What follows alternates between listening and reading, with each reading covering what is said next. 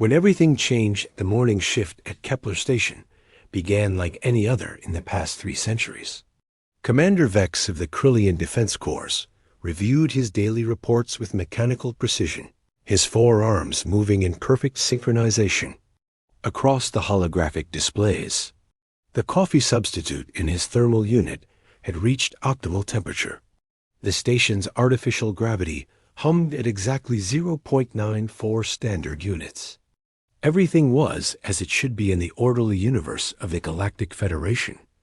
Then the alarm started screaming. "Commander," Ensign Thale's voice cracked across the bridge. "Unidentified vessel approaching from Vector 77 Alpha. They're not using any recognized propulsion signature." Vex's primary eyes focused on the tactical display, while his secondary pair continued monitoring station operations. 300 years of military training had taught him that the unknown meant danger. But what appeared on his screens defied every protocol he'd ever learned. The ship was massive, certainly, but it moved wrong. Where Federation vessels glided with the elegant precision of their gravitic drives, this craft seemed to punch through space itself. Its hull bore scars and patches, as if it had been repaired countless times with whatever materials were available. Most disturbing of all, it was broadcasting on every frequency simultaneously. "This is Earth Vessel Endeavor requesting permission to dock. We come in peace and friendship. Repeat, we come in peace and friendship." The voice was alien in ways that went beyond language. It carried emotions, warmth, hope, even a hint of nervous excitement. Federation protocols demanded that all communications be filtered through translation matrices and emotional dampeners. This signal bypassed everything. Earth? Dr. Zara looked up from her research console, her Thetian tendrils twitching with curiosity. "That designation isn't in our stellar cartography database. And they're requesting permission to dock? Don't they know about quarantine procedures?" Commander Vex activated the station's standard first contact protocols. "Unknown vessel, you are entering restricted Federation space. Reduce speed and prepare for escort to designated quarantine zone Q7. The response came immediately. "Understood, Kepler Station. Though we'd prefer to dock directly if possible. We have medical supplies and engineering expertise that might help with your current crisis." Vex's blood chilled. How could they possibly know about the mining accident that had trapped 47 workers in the asteroid belt? The incident had occurred only 6 hours ago, and the information was classified at the highest levels. "Say again, unknown vessel. What crisis?" "The cave-in at mining platform Delta 6. We've been monitoring your emergency frequencies. Look, we know we're new here, but we've dealt with similar situations before. Sometimes an outside perspective helps." Dr. Zara's research into first contact scenarios had never prepared her for this. "Commander, they're offering assistance before we've even completed identity verification. This is unprecedented." A Federation had 13 different departments dedicated to first contact, each with volumes of regulations covering every conceivable scenario. None of them mentioned what to do when the aliens offered to help before asking for anything in return. "Unknown vessel. Identify yourselves and state your intentions.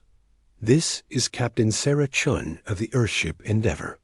We're explorers, I suppose you could say. We detected your distress signals and thought we might lend a hand. We're good at solving problems that seem impossible." Captain Chun's voice carried a confidence that bordered on arrogance, yet somehow managed to sound reassuring rather than threatening. Vex found himself wanting to trust her, which triggered every alarm in his military-trained mind.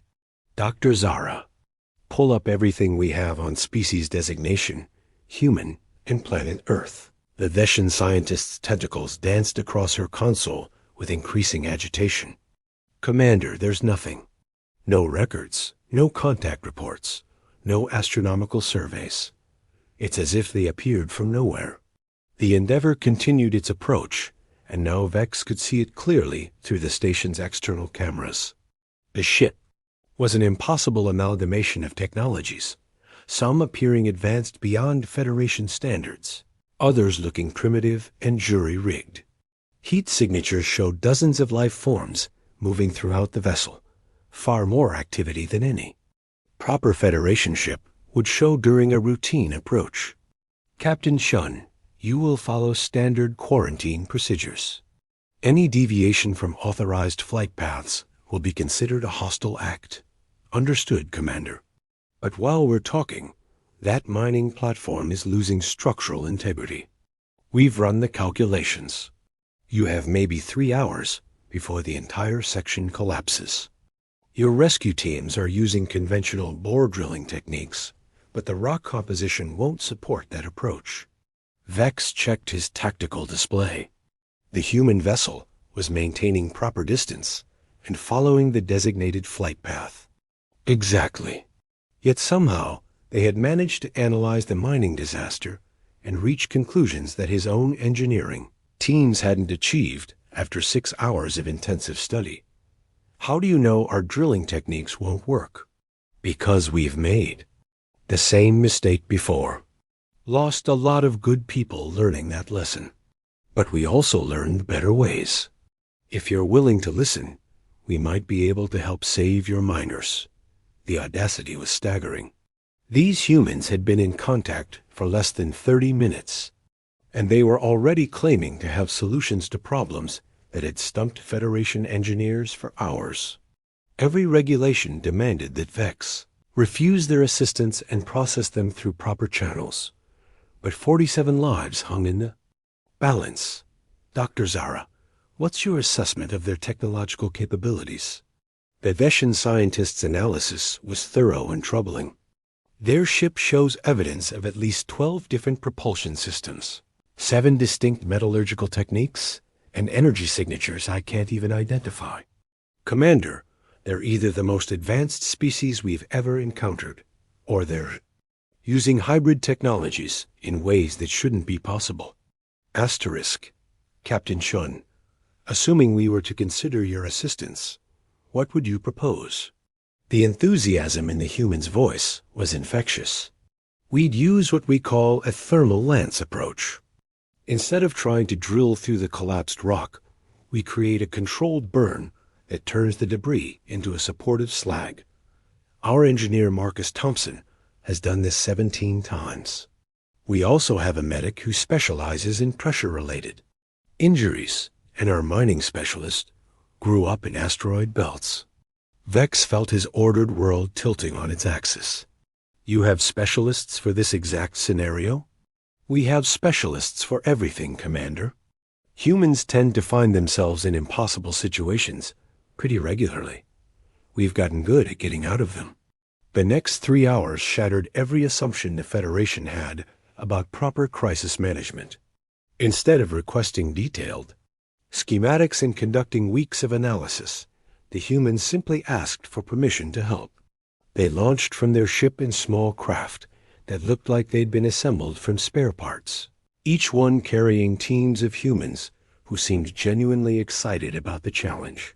Marcus Thompson, their chief engineer, was a compact man with oil-stained coveralls and an infectious grin. He took one look at the collapsed mining tunnel and immediately began sketching solutions on a handheld device that appeared to be held together with various forms of tape. See, your problem is you're thinking like engineers, he explained to Vex's bewildered technical staff. Sometimes you need to think like miners. The rock doesn't care about your calculations. It only cares about pressure and heat and finding the path of least resistance. Dr. Elena Vasquez, their medical specialist, was already treating injured miners who had been brought to the surface. Her techniques were aggressive by Federation standards, but undeniably effective. She worked with an intensity that suggested each patient was personally important to her. In humans, she explained, while treating a Krillian miner's crushed appendage, we have a saying, first, do no harm. But sometimes preventing greater harm means accepting smaller risks. This miner will recover full function if we act now. If we wait for committee approval, he'll lose the limb. The mining specialist, Jake Rodriguez, was perhaps the most remarkable of all. He had grown up on an asteroid mining station, and he approached the collapsed tunnel with the intuitive understanding of someone who had spent his life in such environments. He didn't consult manuals or run simulations. He simply looked at the debris pattern and knew exactly where to place the thermal charges. Rock has memory, he explained to the Federation team. It remembers how it was formed, how it was stressed, where it wants to break. You just have to listen.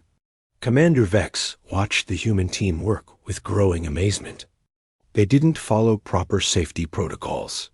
They improvised tools from materials that shouldn't have been compatible. They made decisions based on intuition rather than careful analysis. By every measure of Federation efficiency, they should have failed catastrophically. Instead, they succeeded brilliantly. The thermal lance technique worked exactly as promised. The collapsed debris was converted into a supportive matrix that actually strengthened the tunnel structure. The trapped miners were extracted in record time, and their injuries were treated with techniques that achieved better outcomes than standard Federation medicine. Most remarkably, the humans seemed to enjoy the entire process. They laughed while working. They celebrated each small victory. They treated the rescued miners not as statistics, but as individuals worthy of personal attention. Dr. Zara conducted informal interviews with the human team members while they waited for the final miners to be extracted. Their responses challenged everything she thought she knew about intelligent behavior. Why do you take such risks for people you've never met? She asked Dr. Vasquez. The human medic paused in her work, too. Consider the question. Because they needed help, and we could provide it. Isn't that reason enough? But you could have been injured or killed. Your society has invested considerable resources in your training. Risking that investment for strangers seems illogical. Maybe, Dr. Vasquez smiled. But logic isn't the same thing as wisdom. Sometimes you have to do what's right instead of what's safe. Marcus Thompson's response was even more puzzling. You know what I love about impossible problems? They make you think differently. Every time someone tells me something can't be done, I get excited because it means I'm about to learn something new. Jake Rodriguez simply shrugged when asked about his motivation. People were trapped. We knew how to help. What else is there to say? As the last miner was brought to the surface, Commander Vex found himself facing a reality that didn't fit into any of his categories. The humans had succeeded where Federation protocols would have failed. They had achieved in hours what his teams might have taken days to accomplish. And they had done it all with a casualness that suggested such miracles were routine for them. Captain Chun's voice crackled over the communication system. All miners successfully extracted, Commander. Dr. Vasquez reports 3 serious injuries, but all are expected to make full recoveries. Is there anything else we can help with before we continue on our way? Continue on your way? Vex realized he didn't want these remarkable beings to leave. Where are you going? Wherever we're needed, I suppose. The galaxy's a big place, and there's always someone who could use a hand. The simplicity of their mission statement was staggering. No territorial ambitions, no resource acquisition, no strategic objectives. They explored simply to help. Dr. Zara approached Commander Vex with her preliminary analysis. Commander, I've never encountered anything like them. They operate on principles that seem to defy rational behavior, yet they achieve results that surpass our most optimized systems. What do you recommend? I recommend we learn everything we can from them. And I recommend we inform the Federation Council that first contact protocols may need to be completely revised. As the Endeavor prepared to depart, Commander Vex found himself changed by the experience. For 3 centuries, he had believed that order and efficiency were the highest virtues. The humans had shown him that sometimes chaos and compassion could achieve what order could not. Captain Shun, on behalf of Kepler Station and the 47 miners whose lives you saved, thank you. Our pleasure, Commander. Take care of yourselves. Out here. The human ship departed as unexpectedly as it had arrived, leaving behind a station full of people who would never quite see the universe the same way again. But the humans' impact on the galaxy was just beginning. The human solution 6 months after the Kepler Station incident, the entire galaxy faced a crisis that made a simple mining accident seem trivial. The plague had appeared simultaneously on 17 different worlds, affecting dozens of species with a virulence that defied every known medical protocol. The disease was adaptive, evolving faster than treatments could be developed, and it showed no mercy to any form of intelligent life. The Federation's response had been swift and comprehensive. Quarantine zones were established. Research teams were assembled. The finest medical minds in the galaxy worked tirelessly to develop solutions. Yet for all their efforts, the plague continued to spread. Dr. Zara found herself assigned to Medical Research Station Omega, a massive facility that had been hastily constructed in deep space to serve as the primary research hub for plague countermeasures. The station housed representatives from 43 different species, all working together in unprecedented cooperation. It wasn't enough. The latest reports are catastrophic, announced Director Thane, a Voltarian whose natural pessimism had proven prophetic throughout the crisis. The plague has now reached the core worlds. Casualties are approaching 200 million across all affected systems. The assembled researchers received the news in grim silence. Despite their best efforts, every treatment they developed was rendered obsolete within days. The plague seemed to anticipate their responses, adapting with an intelligence that suggested it might not be entirely natural in origin. We need a new approach, Dr. Zara suggested during the daily briefing. Our conventional methods aren't working. Perhaps it's time to consider unconventional solutions, such as Director Thane's tone suggested skepticism, such as consulting with the humans.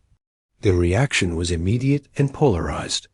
Some researchers nodded thoughtfully, remembering reports of human problem-solving abilities.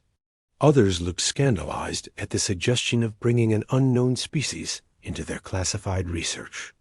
The humans are not Federation members, objected Dr. Krell, a Nexian researcher whose work on viral adaptation had been groundbreaking. They haven't been cleared for this level of sensitive information. They also solved the Kepler mining crisis in 3 hours, Dr. Zara pointed out, while we were still forming committees to discuss the problem.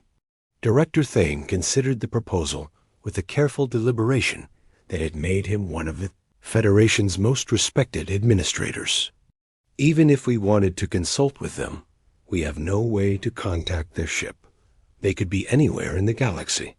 The answer came from an unexpected source. Ensign Mora, a young Krillian communications officer, cleared her throat nervously. Actually, sir, we do know where they are. The humans have been broadcasting their location and activities on open frequencies. They're currently in the Zeta Reticuli system, helping to establish agricultural colonies for refugees from the plague zones. They're helping plague refugees? Dr. Zara's research into human behavior had led her to expect such altruism, but it still amazed her. Without being asked, yes, ma'am. They've been following the plague's path, not to avoid it, but to help wherever they can. Their broadcasts indicate they've been working on their own research into the disease. Director, Thane made a decision that would have been unthinkable 6 months earlier. Send a message to Captain Shun. Request their assistance with our research efforts. The response came within hours, transmitted with the characteristic directness that had become the human trademark. Dr. Rodriguez here. We've been hoping someone would ask. We think we might have something that could help. Dr. Lisa Rodriguez, the Endeavor's chief medical officer, arrived at Research Station Omega 3 days later with a team that included not just medical specialists, but also anthropologists, sociologists, and what she called integration specialists. Her approach to the plague crisis was unlike anything the Federation researchers had encountered. Before we talk about medical solutions, Dr. Rodriguez announced at her first briefing, we need to talk about social ones. This plague isn't just a disease. It's a weapon designed to exploit the fundamental weakness in how galactic civilization is organized. The Federation researchers exchanged puzzled glances. Dr. Krell voiced their collective confusion. What weakness? The Federation represents the pinnacle of interspecies cooperation. Does it? Dr. Rodriguez activated a holographic display showing plague distribution patterns. Look at the infection vectors. The disease spreads fastest through official channels. Trade routes, diplomatic missions, Federation fleet movements. It's using your organizational efficiency against you. That's impossible, Director Thane protested. Our protocols are designed to prevent exactly this type of transmission. Your protocols assume a natural disease following biological laws. Dr. Rodriguez replied, but this plague is adaptive in ways that suggest artificial intelligence. It learns from your responses and adjusts accordingly. Every time you implement a new containment strategy, it finds a way around it. Dr. Zara found herself impressed by the human's analytical approach. What do you propose? Chaos, Dr. Rodriguez said with a smile. Organized chaos. We stop trying to fight this disease with logic and start fighting it with unpredictability. The concept was revolutionary and terrifying. For millennia, the Federation had achieved success through standardization and protocol. The idea of deliberately introducing chaos into their medical response violated every principle of good practice. Explain, Director Thane requested. Dr. Rodriguez's explanation challenged everything the researchers thought they knew about disease management. Instead of centralized research, she proposed dozens of independent teams working on different approaches simultaneously. Instead of standardized treatments, she suggested customized responses for each affected population. Instead of quarantine, she recommended controlled exposure under specific conditions. The plague adapts because it can predict your responses, she explained. But if your responses become unpredictable, it loses that advantage. We make it impossible for the disease to anticipate what we'll do next. Marcus Thompson, the engineer who had solved the Kepler mining crisis, had been working on the technological aspects of the plague. His analysis was equally unconventional. This isn't really a disease, he announced to the startled researchers. It's a software program running on biological hardware. Someone or something created it as a weapon, and it's designed to learn from and counter any organized response. That's impossible, Dr. Krell objected. Biological organisms can't function as computational systems, can't they? Marcus displayed his own research, showing cellular structures that resembled computer circuits more than natural biology. Look at the plague's reproduction patterns. They're not random mutations. They're systematic updates, like software patches. Someone is actively managing this disease. The implications were staggering. If the plague was indeed an artificial creation, then everything the Federation had done to combat it had been feeding information back to its creators. Every failed treatment had taught the plague how to be more effective. Dr. Rodriguez's solution was characteristically human in its audacity. We're going to give it too much information to process. Instead of one coordinated response, we're going to try everything simultaneously. Hundreds of different treatments, thousands of different approaches all at once. We're going to overwhelm its ability to adapt. The plan required unprecedented cooperation between species that had been enemies for centuries. Dr. Rodriguez's team included specialists in interspecies psychology, and they worked tirelessly to build trust between research teams that had never worked together before. The Krillians have the best understanding of viral mechanics, Dr. Rodriguez explained to a mixed group of researchers. The Thesians are masters of biological engineering. The Voltarians excel at pattern recognition. And the Nexians have the most advanced computational models. Separately, you're all brilliant. Together, you're unstoppable. But cooperation was easier said than achieved. Ancient prejudices and territorial instincts made collaboration difficult. The Krillians didn't trust Nexian motives. The Thesians found Voltarian pessimism counterproductive. The Nexians questioned everyone's methodology. This was where the humans showed their true genius. They didn't try to resolve the conflicts between species. Instead, they channeled those conflicts into productive competition. The Krillians think they can develop a cellular intervention faster than the Nexians. Dr. Rodriguez announced during one particularly tense meeting. The Nexians are certain their computational approach will succeed first. Why don't we find out who's right? The psychology was brilliant. Instead of forcing cooperation, the humans had created a situation where each species was motivated to prove their superiority through success. The research teams began working with unprecedented intensity, driven by pride and competitive spirit rather than altruistic cooperation.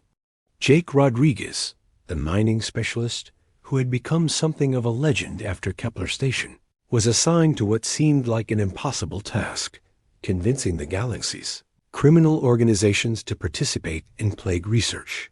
Pirates and smugglers have been exposed to more plague variants than anyone, he explained to the shocked researchers. They've also developed some of the most creative survival strategies. If we want to understand how this disease really works, we need to talk to the people who've been fighting it with improvised methods. The idea of consulting with criminals was abhorrent to Federation sensibilities, but Jake's logic was unassailable. Within weeks, he had established communication networks with underworld figures who had been quietly developing their own plague countermeasures. Their methods were crude but effective, and they provided insights that the official research had missed. Criminals don't follow protocols, Jake reported back to the research station. They try whatever works, and they adapt quickly when it doesn't. They've discovered 17 different treatment approaches that we never considered because they violated medical ethics. The ethical violations were significant, but the results were undeniable. Some of the most promising leads came from techniques that proper medical practice would never have attempted. The humans somehow managed to extract the valuable information while maintaining appropriate safety standards. As the research progressed, Dr. Zara began to understand something fundamental about human nature. They didn't just solve problems differently. They approached the entire concept of problems differently. Most species see obstacles as things to overcome, she observed to Dr. Rodriguez during one of their many conversations. Humans seem to see them as opportunities for innovation. Maybe that's because we faced so many obstacles, Dr. Rodriguez replied. Humans evolved on a planet that was actively trying to kill us. Weather, predators, diseases, natural disasters, our entire evolutionary history is about surviving things that seemed impossible to survive. We developed a species-wide assumption that there's always a solution, even when we can't see it yet. The breakthrough came from an unexpected source, a joint research team that included a Krillian virologist, a Nexian computer scientist, a Thesian bioengineer, a Voltarian pattern analyst, and a human integration specialist named Maria Santos. Working together, they had identified the plague's central weakness. It's too smart, Maria announced during the daily briefing. The plague's artificial intelligence is so sophisticated that it can only function within certain parameters. If we can force it outside those parameters, it loses coherence. The solution was elegant in its simplicity. Instead of trying to destroy the plague, they would confuse it by simultaneously implementing hundreds of different treatment approaches across thousands of different populations. They would create a data environment so chaotic that the plague's adaptive systems would be overwhelmed. It's like trying to solve a million different puzzles at the same time, Marcus Thompson explained. The plague's intelligence can handle complexity, but it can't handle pure chaos. The implementation of the solution required cooperation on a scale never before achieved in galactic history. Every species contributed their unique capabilities. Every world adapted the treatment protocols to their specific conditions. Every individual became part of a massive, coordinated effort that paradoxically depended on everyone doing something different. The humans served as coordinators, using their natural ability to build bridges between incompatible groups. They didn't lead the effort so much as facilitated, helping each species contribute their best while maintaining overall cohesion. The results exceeded everyone's expectations. Within 6 months, plague transmission rates had dropped by 90%. Within a year, active infections were virtually eliminated. The disease that had threatened to destroy galactic civilization had been defeated by the very diversity it had tried to exploit. The victory celebration at Research Station Omega brought together beings who had never imagined they could work together. Dr. Zara found herself sharing a meal with Dr. Krell, discussing research techniques with genuine mutual respect. Director Thane was laughing at jokes told by former criminals who had become valued research partners. At the center of it all, the humans seemed quietly satisfied with their role in facilitating something wonderful. Captain Shun, who had arrived for the celebration, watched the interspecies cooperation with obvious pride. "This is what we hoped we'd find when we came to the stars," she told Dr. Zara. "Not just new worlds, but new possibilities for what intelligent life could accomplish together." "What will you do now?" Dr. Zara asked. "The plague crisis is over. Will you return to Earth?" Captain Sean smiled. "Earth will always be home, but there's so much more galaxy to explore. And from what I've seen, there are always people who could use a helping hand." As the Endeavor prepared to depart for their next adventure, Dr. Zara realized that the humans had given the galaxy something more valuable than a cure for the plague. They had shown everyone that cooperation didn't require uniformity, that diversity was a strength rather than a weakness, and that impossible problems could be solved when beings worked together instead of apart. The Federation would never be the same. The rigid protocols that had once defined galactic civilization began to evolve, incorporating human concepts of flexibility and innovation. Trade routes became paths for cultural exchange.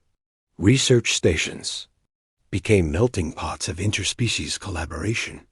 1 year later, Dr. Zira received a message from the Endeavor.